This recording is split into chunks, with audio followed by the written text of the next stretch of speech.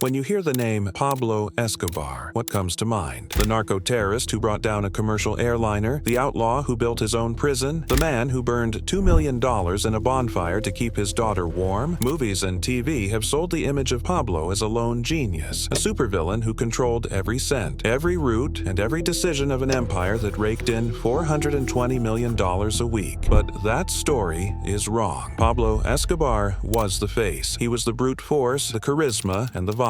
He was the CEO who ended up on magazine covers. But the person who actually built the money machine, who designed the international routes and knew where every dollar was buried, was not Pablo. It was a man who constantly dodged the cameras, his cousin, his closest partner, and his real financial brain, Gustavo Gaviria. Today, on Money and Magnates, we're going to look at the Medellín Cartel not as a street gang, but as a transnational criminal enterprise. And we're going to expose the biggest mistake people make about Escobar's fortune, thinking he did it all alone, while revealing that his cousin was just as rich as he was, and maybe even richer. This is the story of how Gustavo helped turn Pablo Escobar and himself into two of the richest men in the history of crime, inside what may have been the wealthiest criminal organization ever built. But first, subscribe to the channel to support the work, leave a like, and if you're new here, welcome to Money and Magnates.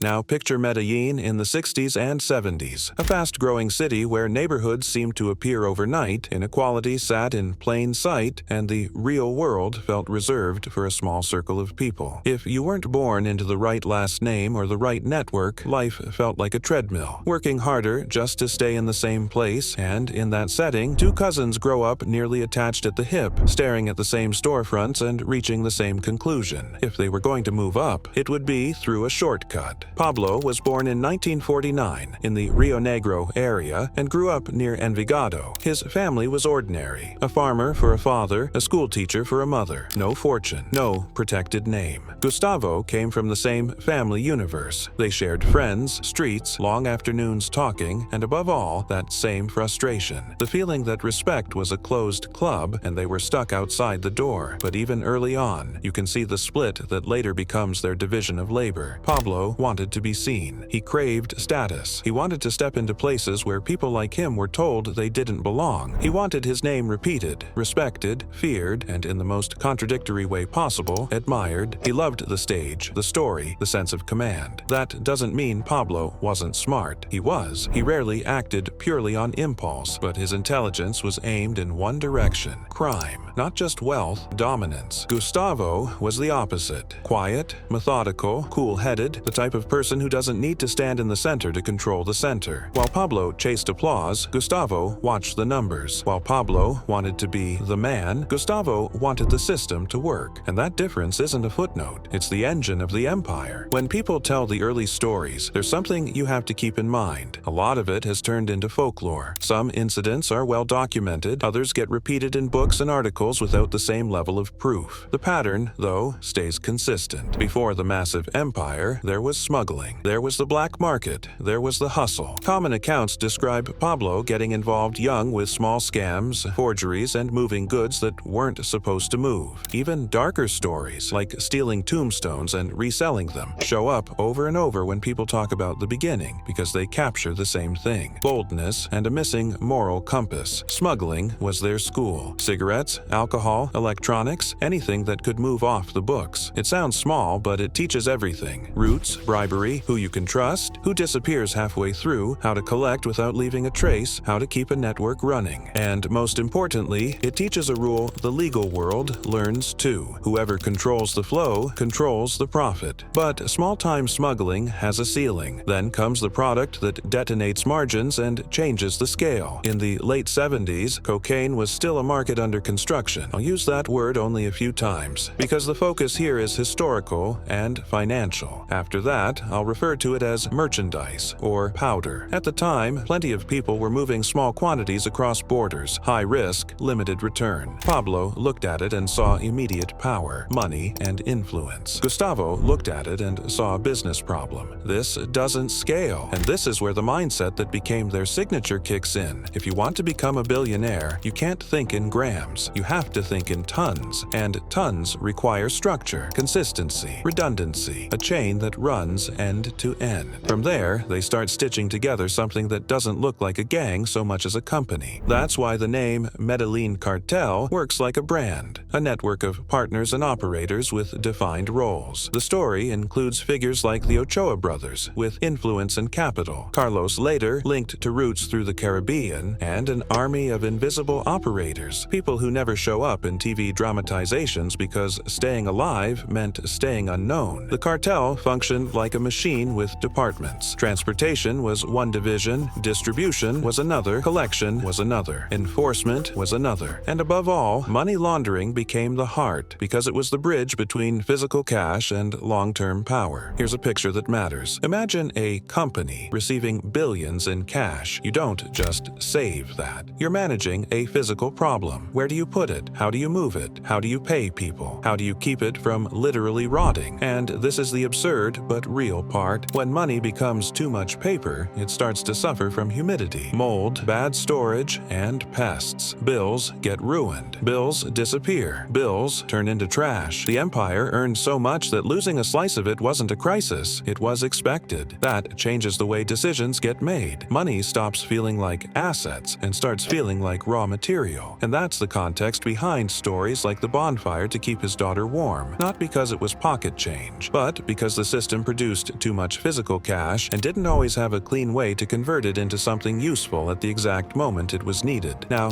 go back to the number from the opening. $420 million a week. You'll hear that figure because there are reports attributed to people close to the operation describing tens of millions a day flowing in at the peak. Multiply by 7, and you understand the scale of the monster. It's not an audited spreadsheet, it's an estimate that became a symbol, but it lines up with something more concrete. Pablo actually showed up on published billionaire rankings in the late 80s. In other words, the money wasn't just myth, it was big enough to become an economic phenomenon, even though it was illegal. Forbes listed him among the richest men in the world. Estimates put his net worth at more than $30 billion.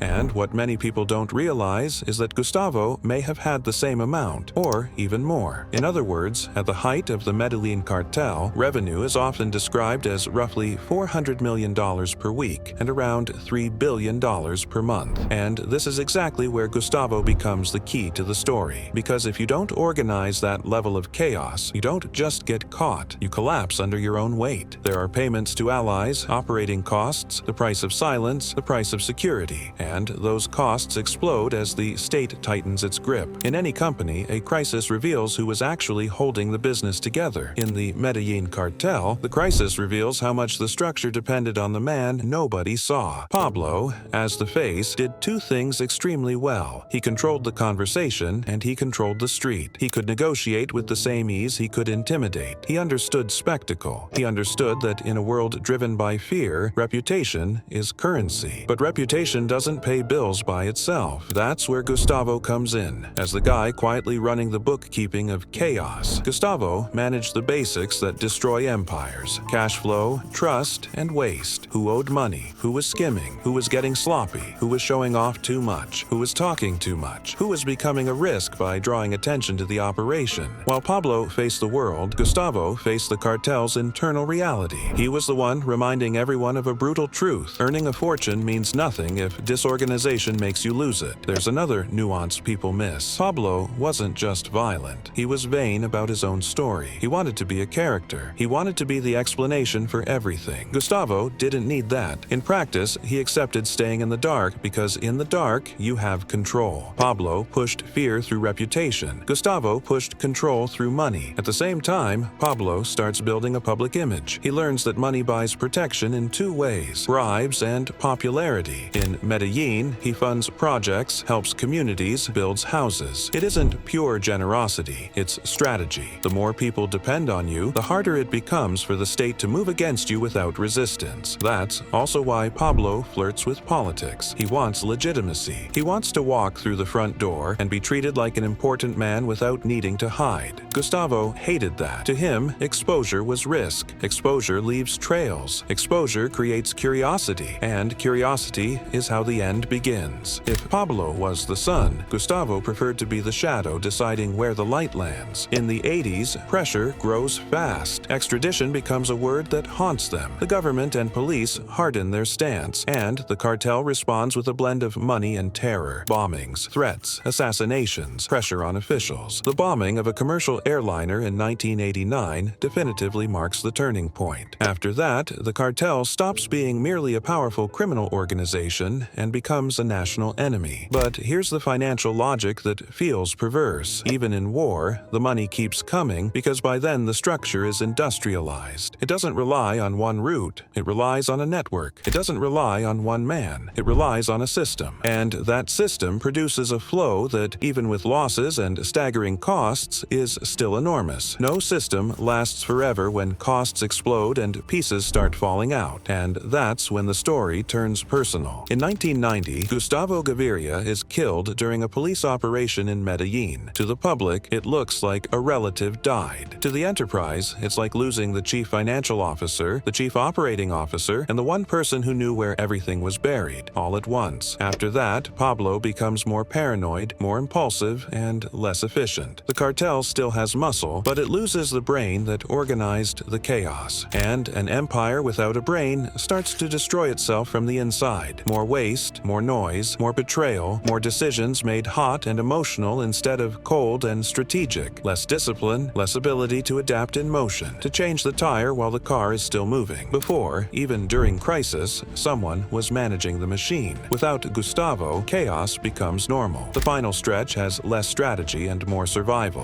In 1991, Pablo makes a deal and turns himself in to a prison that becomes famous because it feels tailor-made. La Catedral becomes a symbol of how far money can bend reality. But symbols don't last forever. When the state tries to shift the rules and move him to a place with real control, Pablo escapes in 1992. From there, the hunt becomes a race. Rivals grow stronger. Alliances crack. The operation starts to fragment. In 1993, Pablo is killed in Medellín. The brand ends there. But the money doesn't end the same way, and this is the part people almost never describe correctly. The assets of an illegal empire aren't like the assets of a normal company. There is no clean balance sheet, no audit, no reliable inventory. Some of it is seized. Some of it vanishes. Some of it burns in war. Some of it rots in hiding. Some of it sits in other people's names. And some of it becomes legend because nobody can prove where it went. So when you hear the richest criminal in history, understand what it really means. The Medellín Cartel moved a level of cash so far beyond normal reality that it sounds fictional. But the logic behind it was painfully real. Margin, scale, reinvestment, and laundering. And that brings us back to the thesis. Pop culture sells Pablo as a lone genius because it's simple. One villain, one face, one myth. The full story is more unsettling. Behind the myth was management, and behind that management was Gustavo. Pablo was the CEO the world saw. Gustavo was the executive the world didn't see, the one who made the machine run. Now I want to ask you as directly as possible, do you think this empire was built more by the ambition of the man who needed to be seen as powerful, or by the cold discipline of the man who controlled everything in silence? Drop your take in the comments, subscribe to the channel, and I'll see you in the next episode on Money and Magnates.